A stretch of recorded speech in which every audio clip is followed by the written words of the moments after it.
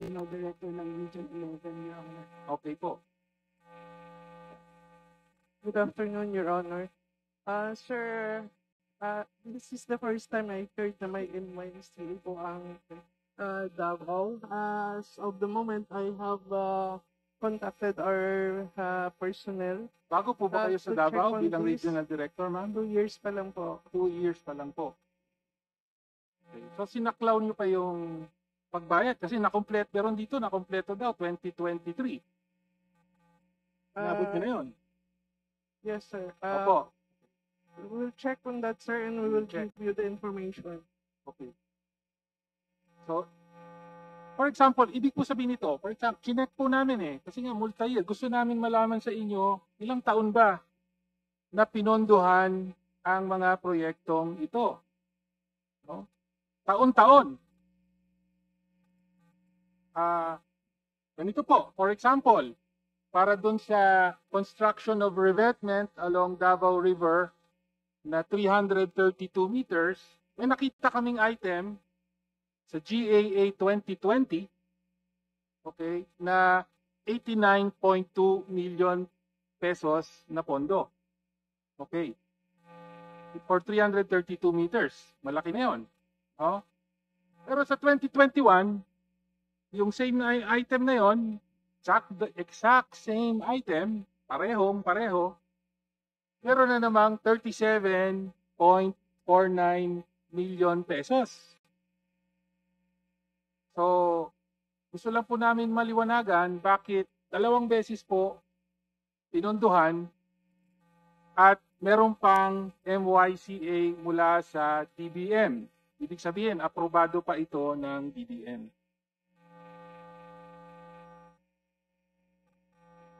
Sir, would that be all right if we can research first? Because the moment we have no records with us, Okay. and we can furnish po ng report.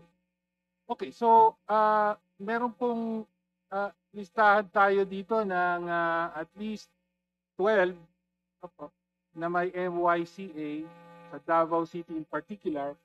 Hindi lang po sa Davao meron ito, pero ilan-ilan din sa ibang probinsya, pero pinakamarami po sa Davao City in that particular period, no?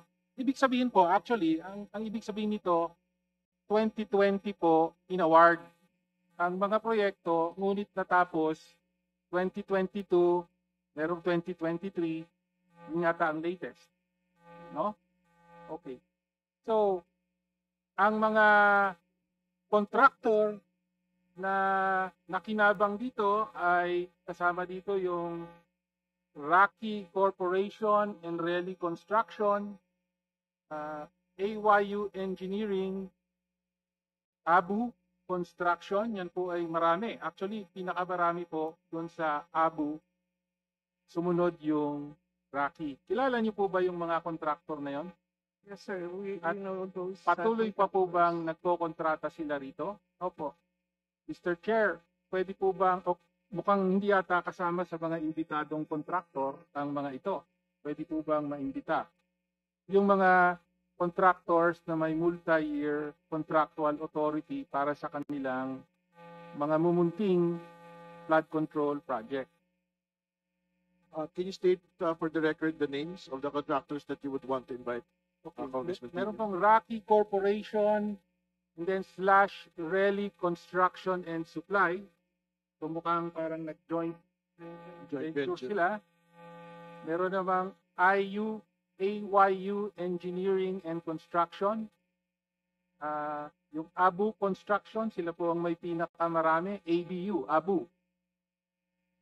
Apeiron Construction Solutions. Apeiron Construction Solutions. And ACD Astrobuilt Construction and Development. And lastly, meron pong MITS Construction and Supply, MITS, M-I-T-Z. I can provide the list po, Mr. Chair. Yes, just provide the list so that we can invite them to the next hearing, Congressman Tigre. Well, with that, Mr. Chair, pending po yung tanong natin, bakit po meron pong mga pinagpalang flood control projects na hindi lang isang beses nakakuha ng pondo, kung hindi ilang beses pong pinondohan sa GAA. So kailangan lang po nating maliwanagan kaugnay nito. No? At actually, Mr. Chair, baka kung maaari po ay mag-imbita rin tayo mula sa DBM dahil sila po ang nag-i-issue ng mga MYCA. So, katulad ng sinabi, ang kalakaran po usually para sa mga big ticket items lamang ito. No? Ngunit, how come there are certain flood control projects that were also issued by the DBM with this MYCA? Yun lang po, Mr. So, pwede po ba? DBM na rin? Yes po. Committee Secretary is directed to invite DBM also in the next hearing. Thank you, Mr. Chair. That will be all. Thank you, Congressman Tino. Next to interpolate is Mr. Chair, can we ask the resource speakers like the contractors to now sit right there because a lot of our colleagues are no longer here. Can we ask them to sit right here in the hot chairs all right. so we could be able to actually know Contractor them? representatives are invited to go to the table. For example, like the district engineer Henry Alcantara should sit where he's sitting a while ago because beside there are still questions that will be asked of him. He can sit beside Yusek Cabral. Yes. The contractors are requested to go to the table, please.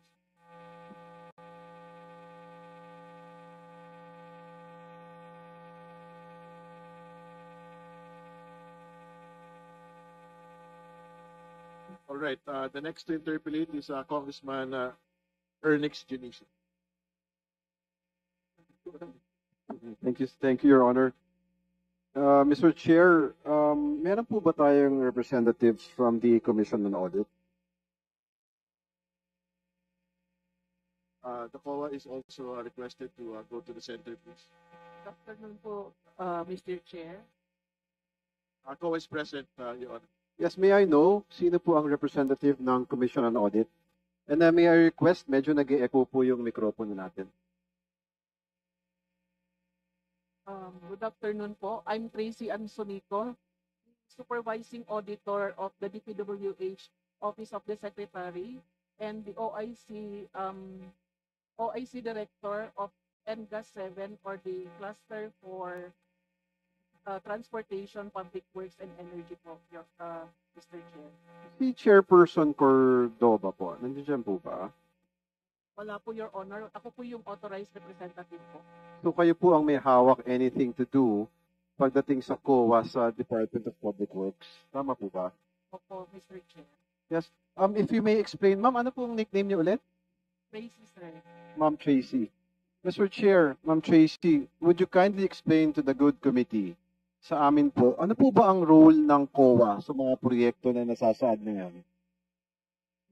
Sir, as provided under our Constitution, under Article 90 po, particularly Section 2, the COA has the mandate to examine, audit, and settle all accounts pertaining to receipts, collection, disbursement of the government po on a post-audit basis po. Kailan po pumapasok ang audit ninyo? Is it before collection or after collection? After collection, So lahat ito, nakakakolekta na sila bago pumasok ang COA. Tama po ba? opo, Mr. Chair. Okay, ma'am. So, napabalita naman po sa news, it's a public knowledge that our President, President Bongbong Marcos, has identified mga anomalous o mga ghost projects, specifically in Bulacan. Ano po ang mga naging hakbang ng COA, ma'am, after po niyo nabalitaan niyo? Mr. Chair, right after po yung mga pinuntahan po, actually sir, before pa po, after pa po ng SONA, and after po nung press conference of the President, our chairperson po has already issued a directive or memorandum for the creation of audit team po, particularly dun sa fraud audit po sa Bulacan po, Mr. Chair. No, my main question, ma'am, yung kunyari hindi siya na obserbahan o nakita ng ating Pangulo. Makikita po ba ng COA to? Mapa-flag down ba ng COA? Mr. Chair, gusto ko pong i-clarify kung ang gusto niyo pong sabihin is before yung pagbisita po ni President or after po? In general po. In general po. Actually po, Mr. Chair, with your indulgence po, pwede ko po bang isaad muna kung ano po yung situation po ng mga audit teams po natin sa field? Sige po, ma'am. Okay lang po ba? The audit team po is composed of two auditors po. We have the audit team leader and audit team members. The audit team handles or has audit jurisdiction over the dun sa first district of Bulacan and 8 land transportation offices within the dun sa jurisdiction po ng district. Actually po sir, yung alam po naman natin that the District Engineering Office, First District Engineering Office has jurisdiction over 3 legislative districts po ng Bulacan, namely 1st, 2nd, and 3rd District. Dalawa lang po yung auditors na nandun po sa atin. So, halos ganun din po yung sitwasyon natin sa lahat ng mga audit teams na nasa district and regional offices po na nag-handle ng DPWH and yung mga nandun po nga sa Cluster 7 which are kung minsan kasama po dun sa ino-audit nila yung land transportation, Philippine Coast Guard, Marina, at marami pa pong iba na nasa Cluster 7 po. Yun po sir. So yung audit team po, may mga observations naman po sila regarding sa mga audit po ng infrastructure projects natin. Madami naman po sir. Yun nga lang po, sa dami po, nag-i-employ po ang mga auditors natin ng something po. Dahil ang Ano, something ma'am? naman Please po, repeat. yes sir, ang something po. So ibig sabihin sir, hindi lahat na iisa-isang ma-check ni auditor lahat ng documents pertaining sa mga transactions po natin. So ma'am, if Mr. Chair, I'd just like to clear it up. Ibig sabihin po ba ang pag-audit ninyo ng COA is based on papers, hindi sa physical? Meron din pong physical. Actually sir, kahit dalawa po yung audit teams auditors natin, nakakapag-inspect naman po sila. Ma'am, lahat po ba ng proyekto ay na-inspect ng COA? Hindi po na-inspect lahat sir. Kasi kung pwede ko pong basahin yung total number of flood controls for the last 3 years sir, para at least maintindihan. Ma'am, it's okay. Pakisagot lang po itanong. So, hindi nyo po na-inspect lahat? Sa kadahilanan na napakarami po at kulang po ang personnel Yes ninyo? po, sir. Maabot po sa isang taon, sa flood control project lang po, imabot na po siya ng 100 para sa first district ng Bulacan. So, Ma'am Representative of COA, would it be safe to say na kailangan pong madagdagan ang mga tao natin sa COA para sa pag-check ng mga proyekto? Yes po, Mr. Chair. Yun nga po sana ang gusto namin hingin para po madagdagan din po yung mag-audit. Kasi sa katotohanan po, kulang po ng personnel ang mga audit teams po natin. Mr. Chair, this finding is very disturbing po. Ang COA kasi ay isang ahensya na inaasahan natin para magbalanse o mag-check ng ginagawa ng DPWH. Now, we are finding now, at admitted by our COA representatives, na hindi pala sapat ang mga tao nila para ma-inspeksyon. So having said that, Mr. Chair, paano na po ang mangyayari kung within DPWH, like what happened to Bulacan, hindi na na-check doon sa level ni Engineer Alcantara yung mga ginagawa nung nasa baba at hindi pa rin ma-check ng COA?